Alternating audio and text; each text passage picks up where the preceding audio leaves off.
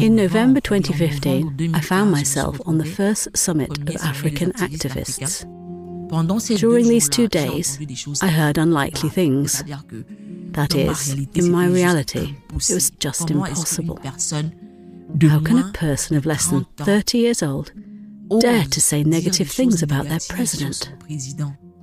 That means that it doesn't only exist in films, not only in newspapers. There are people here who do that. People from Congo, people from Nigeria. So it was possible. And the night of the last day, I think it was the 28th of November 2015, when I went home, I thought it's just not possible that I'm sat here doing nothing. And the only thing that came to mind is, I have to write. I have to write about it. I have to create a blog.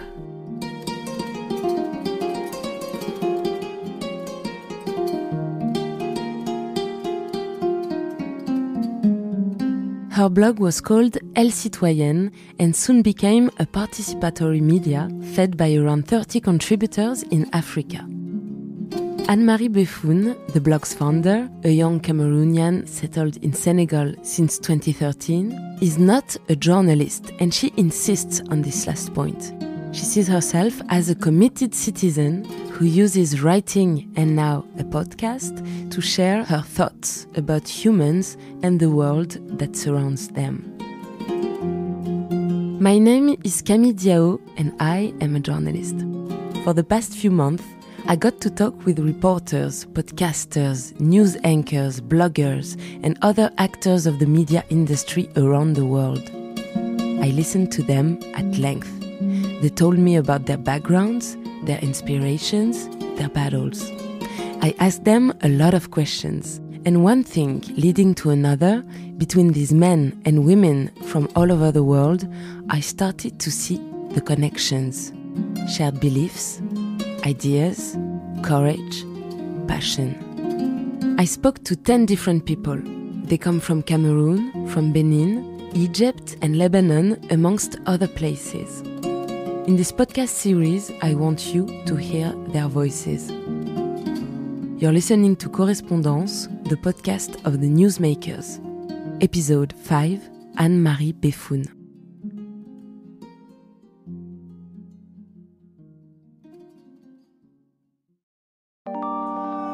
Well, over the past few days, we've been monitoring social media. الآن بالنسبة لي الديمقراطية. Он рассказывает один. Но мы видим, что высокая явка.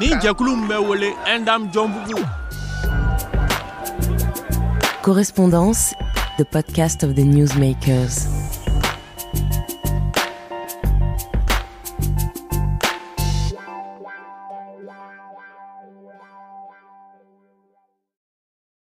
Anne-Marie Befoune grew up in Cameroon in the 1990s. She was a French speaker in a country where 20% of the population speaks English. And as you're about to hear in Anne-Marie's story, French and English-speaking Cameroonians are worlds apart. Since the country's independence in 1960, the two English-speaking Western regions have been underrepresented and marginalized in national politics. A historic tension which has been culminating since 2017 in an ongoing separatist conflict. A few years earlier, Anne-Marie Befoune had left Cameroon for Senegal. She was living in Dakar when she started her blog, Elle Citoyenne. When I listened to Anne-Marie, I couldn't help thinking about Ifemelu, the main character in Americanah, the bestseller by famous Nigerian author Chimamanda Ngozie Adichie. Both of them have a sharp intelligence, good observation skills, as well as ideas that they share on their blogs, writing anonymously and arousing a lot of curiosity from the readers.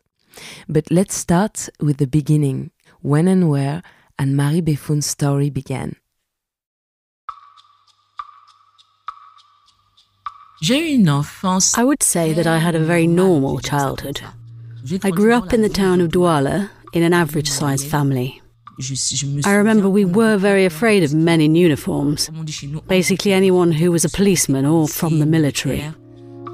When I crossed them on my path, I made sure not to be on the same pavement as them.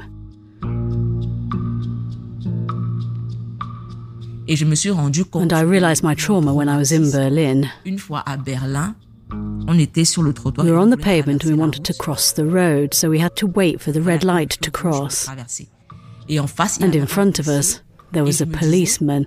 And I said to myself, if he's standing over there waiting, it means that maybe he's waiting for me to arrest me. That's how we thought when we're from Cameroon and when we see a policeman. In reality, the policeman in Berlin just wanted to cross the road too. There is no logic in it, but that's how we live. We live with this psychosis and we take it wherever we go.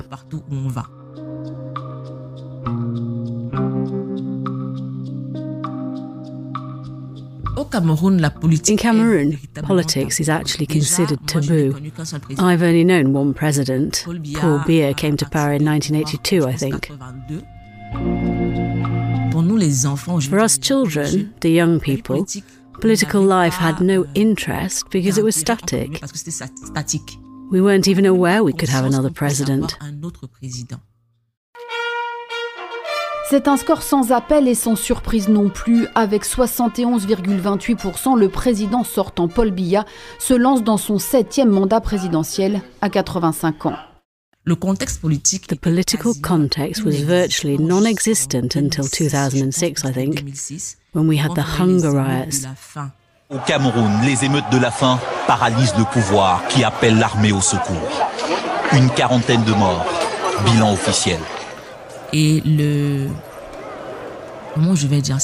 the response of public authorities was very violent.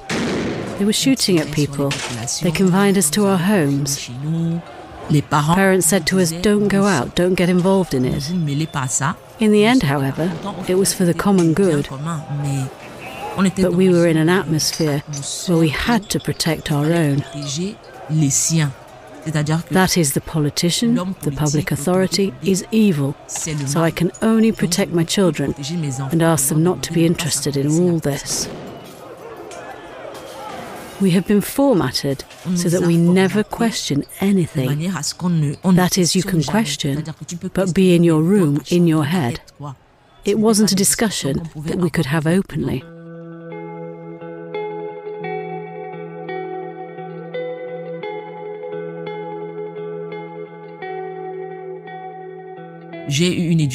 I had an education which was generally Catholic. I went to Catholic schools. I didn't experience any special things during my childhood or my adolescence. But the most important fact was that I wrote a lot. For as long as I can remember, I wrote. I always wrote to express my emotions, to pass on a message. I had an elocution problem. I have a stutter, and when I was a child it was very, very pronounced, so the slightest emotion made me lose my words. So I wrote.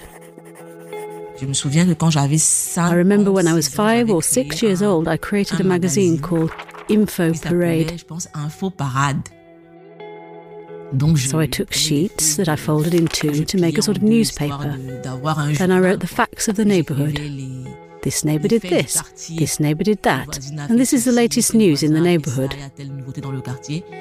And at school, I wrote more poems, but not for me.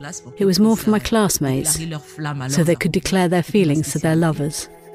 It was my specialty. And at university, I naturally turned towards books. Because not only did I write a lot, but I read excessively. It was an obsession.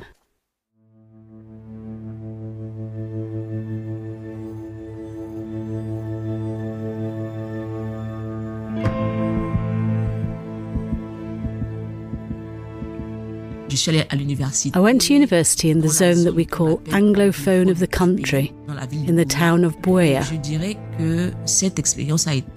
And I would say that this was the most outstanding experience of my life in Cameroon, because I discovered the sorrows of a large part of the population in the country.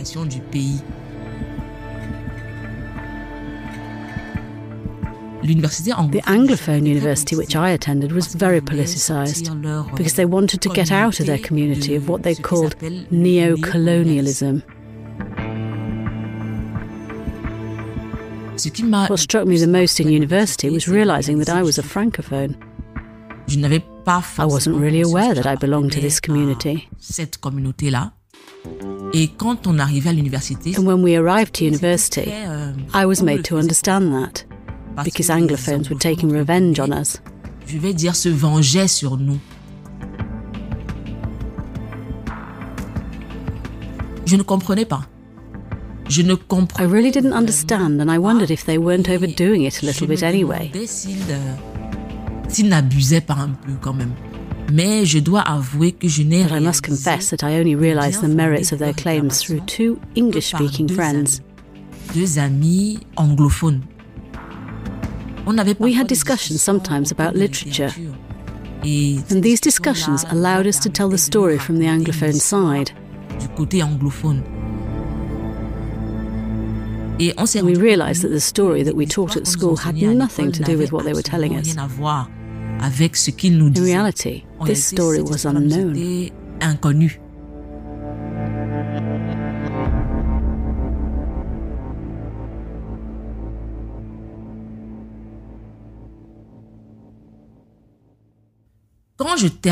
When I finished university, I got a master's in translation, so I went to Senegal, where I began to work as a translator.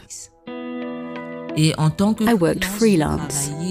I worked for some ONGs and big organizations, particularly Handicap International, the World Bank, this type of organization. And I was translating reports for them, and when you translate reports, you read reports. For example, the situation of disabled people, hunger, the importance of subsidized school canteens in poor villages, things that, honestly, I didn't know about. As I said, I lived in an average-sized family. I always went to good schools, so I wasn't really aware of poverty and its effects. And it's with this work that I started to get it, as I translated these reports.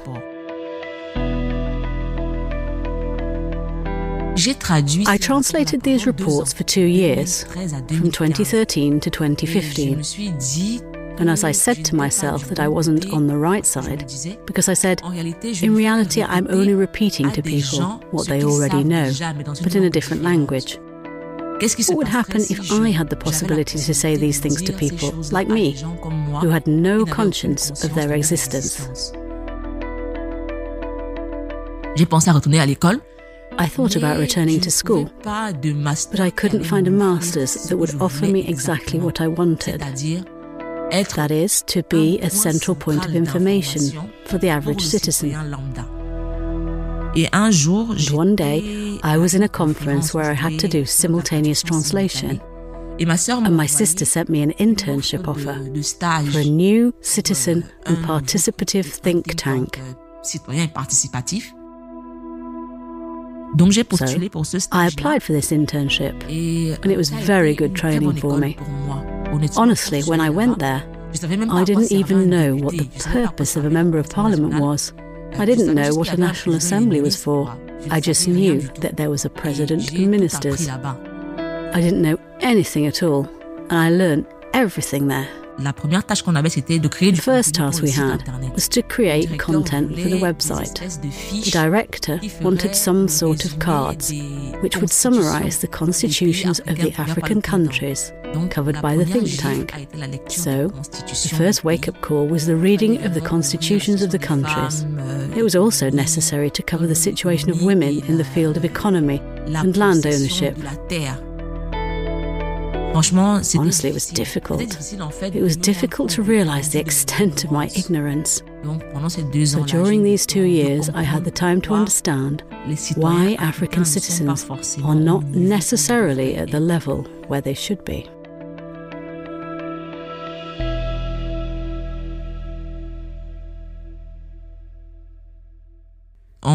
In November 2015, I found myself on the first summit of African activists. During these 2 days, I heard unlikely things. That is, in my reality, it was just impossible.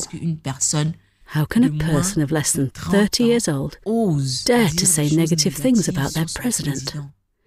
That means that it doesn't only exist in films, not only in newspapers. There are people here who do that.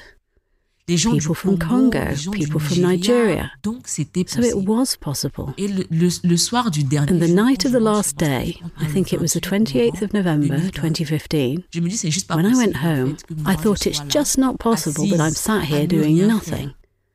What is preventing me from provoking a reflection around these questions? And the only thing that came to mind is, I have to write. I have to write about it. During the summit, there were bloggers who were telling their story and their actions through their blog. I said, here's what I have to do. I have to create a blog.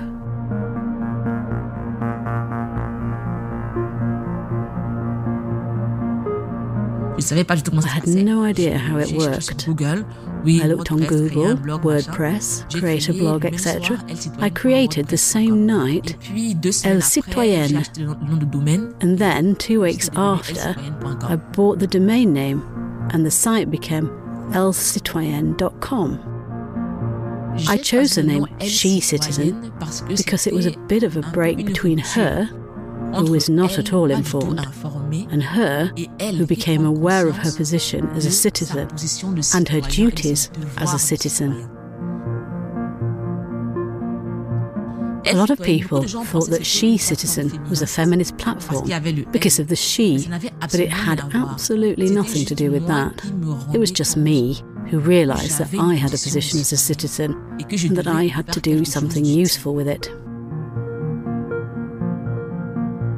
I think that my major asset is the fact that I know how to write. Writing allows me to structure my thoughts on certain subjects. So when I created the blog, it was much more about documenting everything I was discovering, and I realised that this interested people. My first real post on She Citizen was a quote from Thomas Sankara. It was in 2015, and I had just discovered it. I knew the name, but not the actions of the person. He was a celebrity. His face was on T-shirts, you know. It was a little like Che. We didn't really know who he was, but it was cool to have him on a T-shirt. And there I discovered his work. I discovered his thought above all, discovered his dream, as much for his country as for other African countries. And I was fascinated by the character. I don't have the exact words, but it went something like, "He who does not rise up can only blame himself when he reaps the results of his inaction." Nous donnons en partage à tous les pays que l'esclave qui n'est pas capable d'assumer sa révolte ne mérite pas que l'on s'apitoie sur son sort. Cet esclave répondra seul de son malheur s'il se fait des illusions sur la condescendance suspecte d'un maître qui prétend l'affranchir. Seule la lutte libère. The advantage that I had was that I could speak about absolutely anything. Whether it was about education, social or political facts, I was talking about absolutely everything, but related to the condition of the citizen. The commitment was great, and what interested me was to be able to nourish debates, to feed minds, to nourish reflections, to give a platform to debates on issues that were forbidden to us.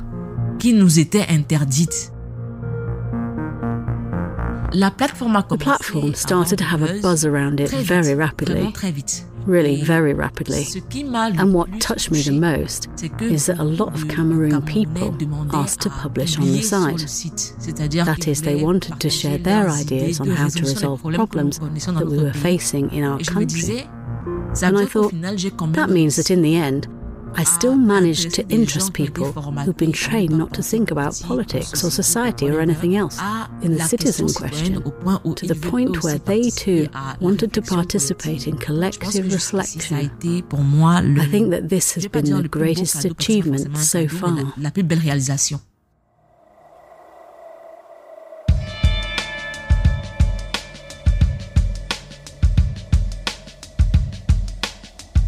J'ai cessé d'écrire sur le blog en 2018. I stopped writing on the blog in 2018 because I was no longer satisfied. I found my work limiting. Sometimes I felt like I had gone too fast. I didn't do the educational work, which had to be done at the outset, so that the platform would really be understood by as many people as possible.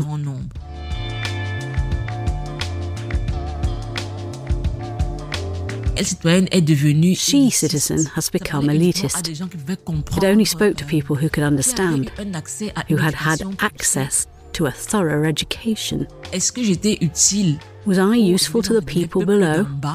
No, and that bothered me a lot. I didn't want to be there only for the elite.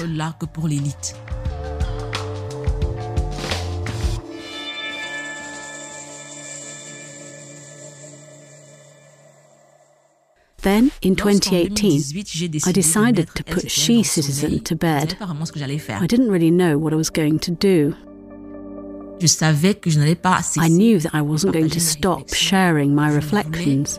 I wanted to focus on people who don't have the opportunity to understand a certain type of debate because they don't think critically enough.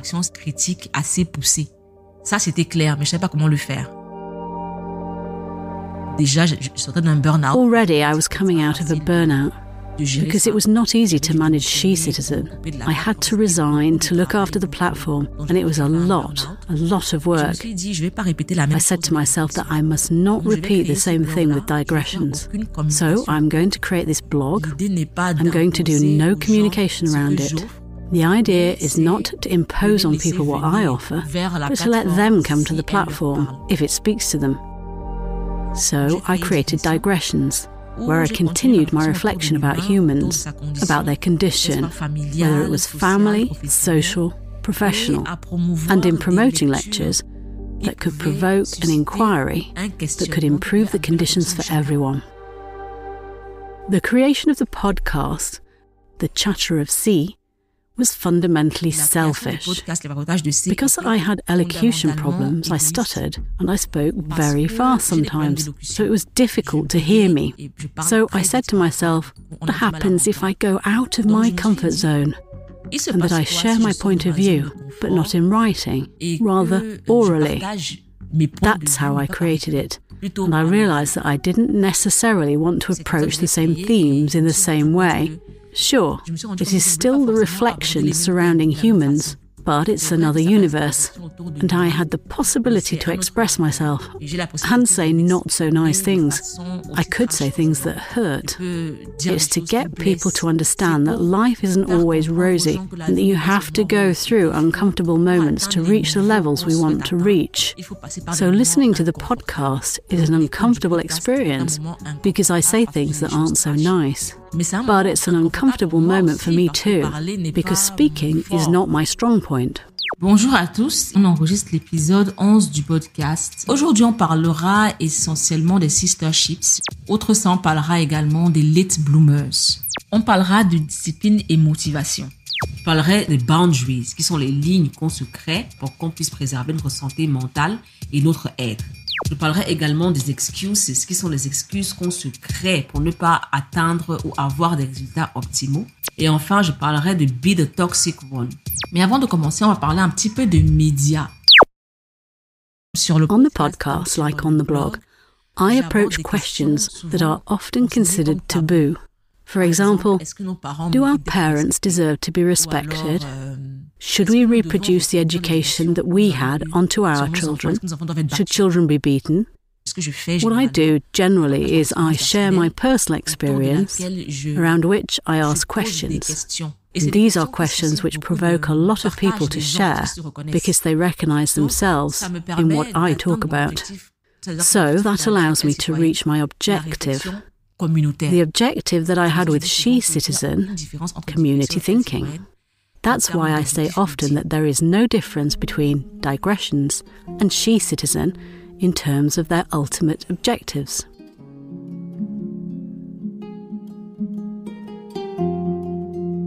Digressions participates in personal change, which leads to social change. The goal is to allow people to be in control. And I think that if we are in control of one's life, of one's decisions for oneself, we are more open to decide for the community. We are more open to political debate. We have more possibilities and facilities to propose actions for the other, as much for oneself as for the other.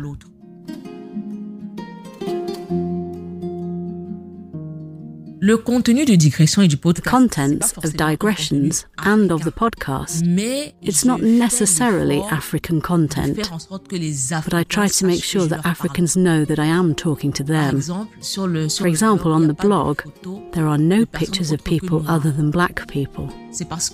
It's because I have consumed a lot of American content, white, black, without distinction, and this brought me a lot of things, except that I realized that the people around me had the impression that this content was not made for them.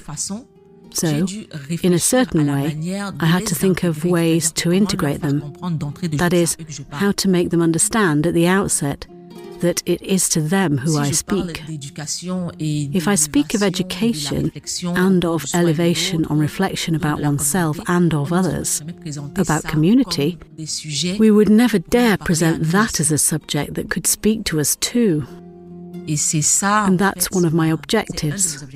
And I think that so far I have reached that objective, because when I have direct interactions with the audience, black people, Africans who live in the West, in Africa, who live just about everywhere.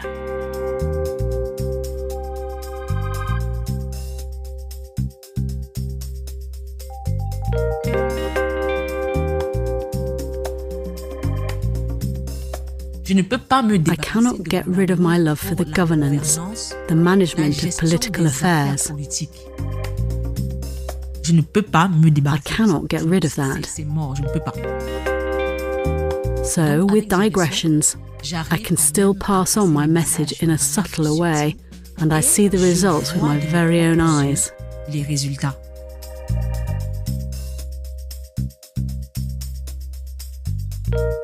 The biggest thing that I have in store for 2021 is my reading list. Honestly, there are so many things I don't know, so many things I want to know and share. I know I will want to share them once I know them. So honestly, I don't have any grand plans. My objective stays the same. It's to deepen and further my knowledge, to then allow people to deepen and further theirs.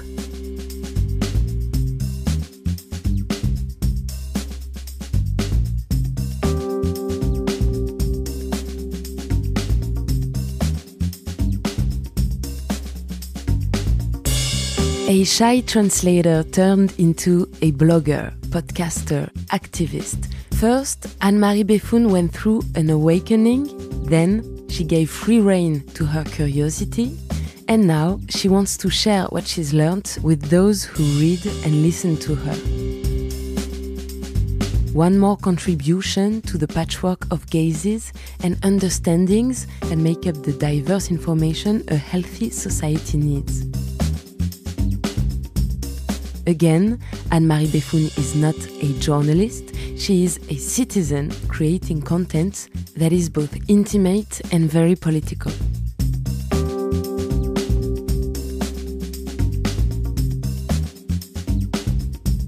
Correspondances is a podcast series brought to you by CFI, the French Media Development Agency.